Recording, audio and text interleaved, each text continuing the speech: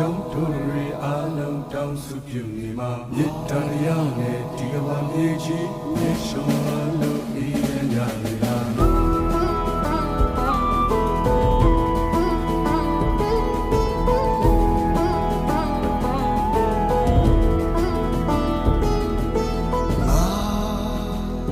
ဆိုတဲ့လူများ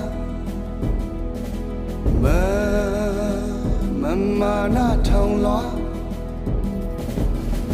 မွေးဖွားခြင်းသေဆုံးခြင်းနဲ့ကြာကာလလေးတစ်ခုမှာ